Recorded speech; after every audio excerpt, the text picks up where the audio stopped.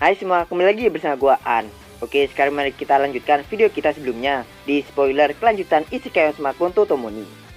Video ini adalah kelanjutan dari video sebelumnya, jadi bagi yang belum nonton bisa langsung tonton dulu biar nyambung ceritanya. Seperti biasa, gua ambil referensi untuk video ini dari WN Arc 21 chapter 167.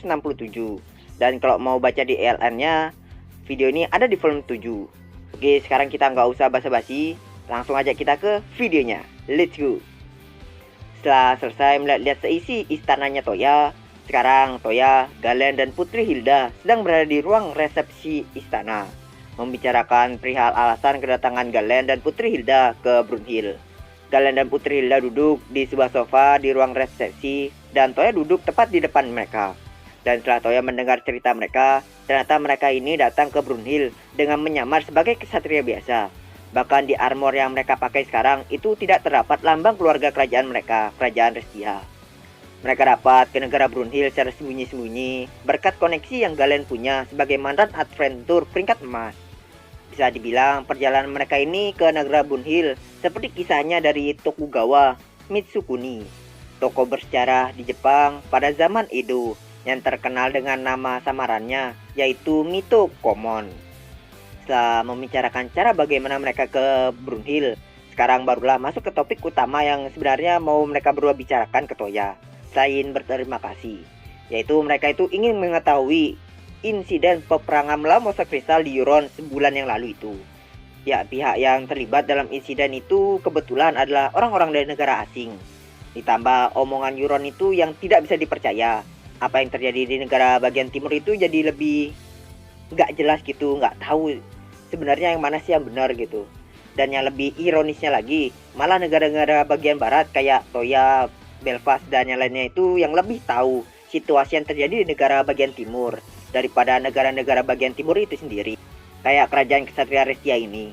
Tapi ya mau bagaimana lagi, yang ikut perang cuma negara-negara bagian barat saja. Memang Will Petualang sudah memberitahukan semuanya secara detail mengenai insiden peperangan melawan monster kristal di Euron. Tapi tetap saja sangat sulit bagi negara bagian timur seperti kerajaan Ksatria Restia ini untuk mempercayai kebenaran yang diberitahukan Will Petualang dengan mudah. Makanya Galen dan Putri Hilda ini ingin memastikannya lagi apakah benar yang dikatakan Will itu.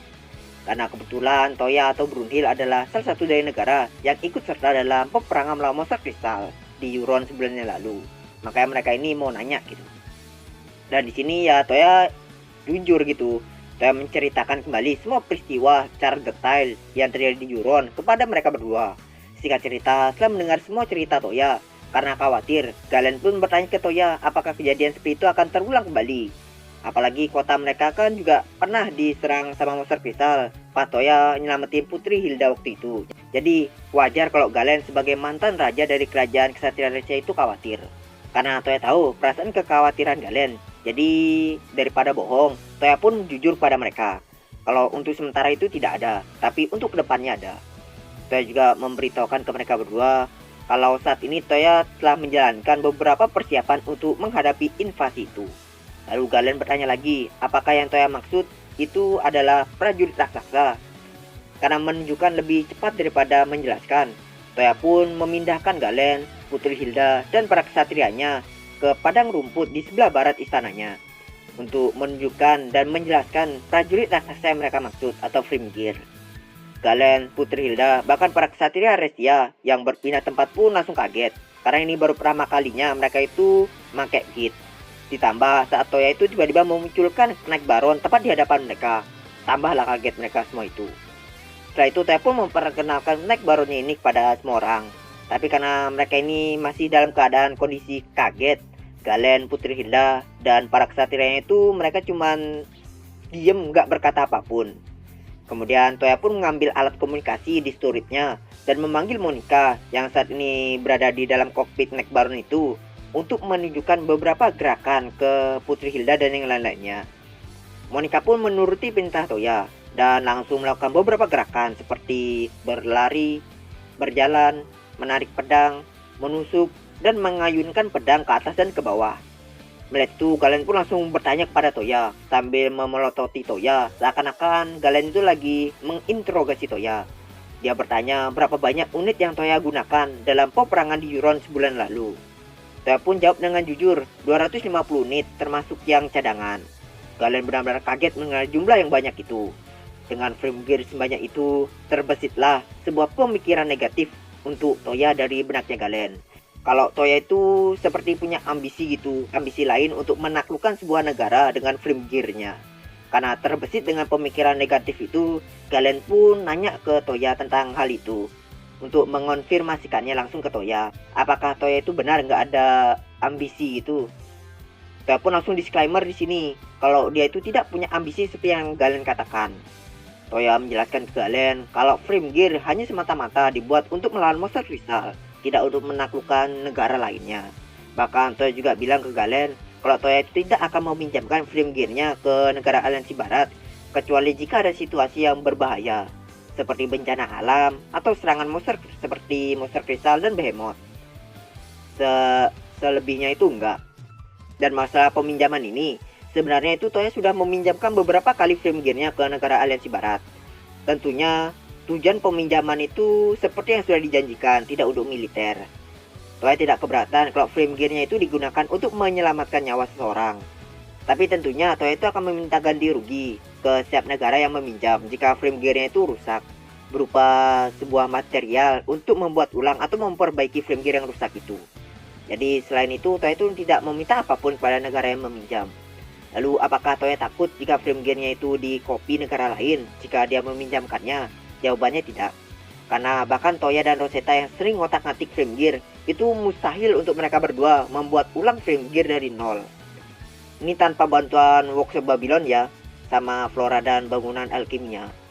Terutama di bagian badannya dan cairan eternya. Tanpa bantuan mereka itu, workshop, flora dan bangunan alkimia, itu sangat mustahil untuk Toya dan Rosetta untuk membuat ulang frame gear. Makanya Toya itu nggak khawatir meminjamkan frame gear-nya ini. Karena ya Toya mikir, dia dan Rosetta aja nggak bisa, apalagi orang biasa lainnya. Mentok paling cuman bisa niru tangannya dan kaki frame gear, selebihnya itu mustahil sekali. Ya tapi untuk pencegahan juga, Toya itu juga ngasih peraturan gitu.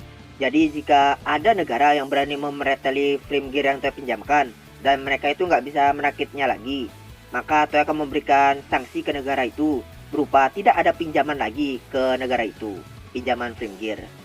Setelah mendengar penjelasan Toya tadi tentang Toya itu nggak akan memakai frame gear-nya untuk invasi negara lain atau tidak akan meminjamkan ke negara lain, kemudian Galen pun mengutarakan tujuan yang paling utama sebenarnya itu dia datang ke Brunhild.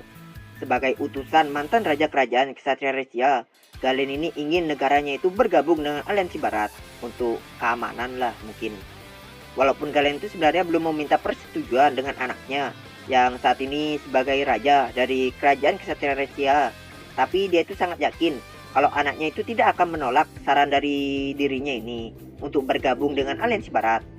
Dengan segala hormat, Toya pun menerima permintaan dari Galen. Tapi tentunya Toya itu mau meminta persetujuan atau berkonsultasi dulu dengan negara-negara aliansi barat lainnya. Lalu singkat cerita, karena konsultasi dengan negara itu membutuhkan waktu, jadi untuk mengisi ruang, Putri Hilda pun meminta Toya untuk bertanding melawan pengguna pedang terbaik milik Brunhild. Dan terpilihlah Yae sebagai lawan Putri Hilda, dengan Toya yang menjadi wasitnya. Mereka berdua bertarung dengan sangat sengit, menggunakan pedang kayu. Hingga akhirnya Toya pun mengakhiri pertandingan dengan hasil yang seimbang. Pedang kayu Putri Hilda yang berada di sebelah Yae, sedangkan pedang kayu Yae yang ada di tengkuk Putri Hilda. Putri Hilda memuji Toya karena memiliki kesatria sehebat Yae. Mendengar dirinya disebut sebagai kesatria Toya oleh Putri Hilda, Yae pun langsung nyela dan bilang ke Putri Hilda kalau dia itu bukan kesatria Toya, melainkan tunangan Toya. Lalu Toya pun juga membenarkan perkataan Yae ini, yang dengan sontak membuat Putri Hilda itu langsung terkejut. Bahkan Putri Hilda itu sampai diam mematung saking terkejutnya. Kepalanya berputar-putar dengan aneh dan matanya itu menatap ke arah Toya dengan tatapan yang tanpa cahaya gitu, tanpa cahaya harapan. Kayak orang-orang yang lagi putus cinta gitulah. Apalagi setelah dia itu mengetahui kalau Toya itu memiliki 5 tunangan lagi selain Yae. Putri Hilda sampai nggak bisa berkomentar apapun lagi setelah mengetahui itu. Udah hancur benar gitulah hatinya. Dia hanya bisa bergumam nggak jelas gitu. Walaupun Toya itu sudah melambai-lambaikan tangannya di hadapan Putri Hilda sambil memanggil namanya, Putri Hilda itu tidak merespon sama sekali. Tapi seperti biasa, Lord kita Toya yang nggak peka ini melihat reaksi Putri Hilda ini malah mikir tuh kalau Putri Hilda itu cuma kaget biasa doang. Karena walaupun poligami di dunia baru ini diperbolehkan, tapi sangat jarang sekali terjadi kasus seperti Toya yang memiliki istri atau tunangan sah sekaligus. Biasanya orang-orang bahkan raja sekalipun baru mendapatkan istri sah kedua atau seterusnya itu setelah mereka itu menikahi istri sah pertama mereka. Jadi ada kayak jeda waktu gitu loh. Jadi pikir Toya itu reaksi Putri Hilda ini wajar-wajar aja. Gak ada pemikiran kalau Putri Hilda itu kaget karena patah hati gitu. Lalu datanglah Karen dari belakang Toya yang secara tiba-tiba menyuruh Putri Hilda itu untuk jujur pada perasaannya yang baru saja bertepuk sebelah tangan kepada Toya. Sontak Putri Hilda mendengar itu pun wajahnya langsung memerah seperti kebakaran. Tapi walaupun wajahnya memerah seperti itu, Putri Hilda ini masih ngelak gitu perasaannya. Dia merasa nggak enak, apalagi setelah dia itu mengetahui kalau Toya itu sudah memiliki tunangan. Jadi Putri Hilda ini kayak minder. Dia takut kalau perasaannya ini malah ganggu tunangannya Toya. Apalagi sekarang ini di hadapannya ada Yai, salah satu tunangan Toya. Jadi kayak makin minder lagi nih Putri Hilda.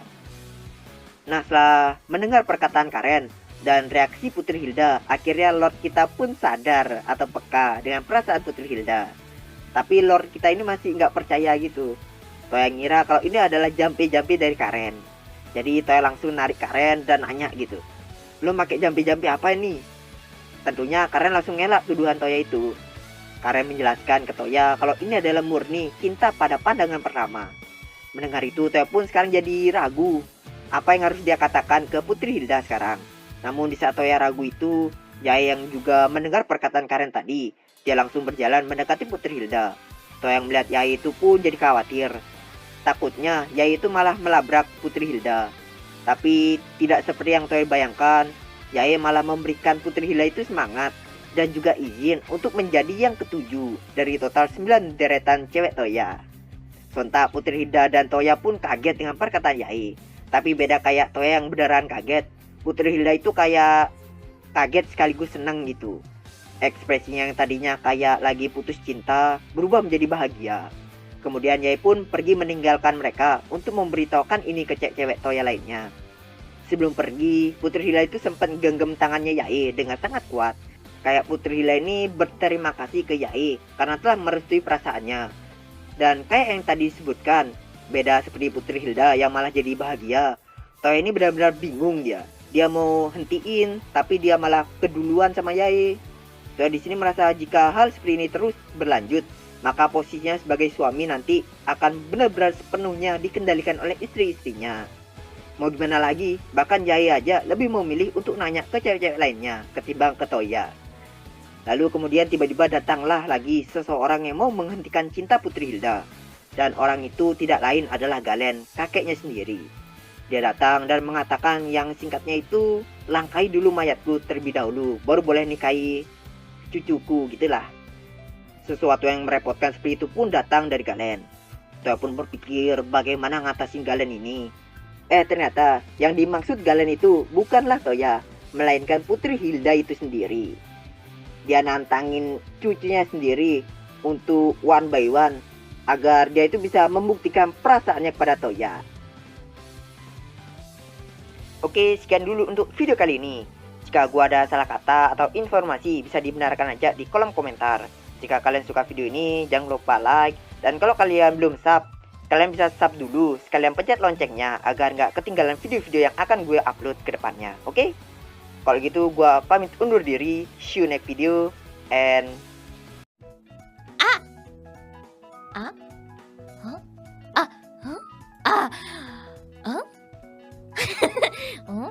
Bye bye, bye bye, bye bye, bye bye, bye bye, bye bye, bye bye, bye bye, bye bye.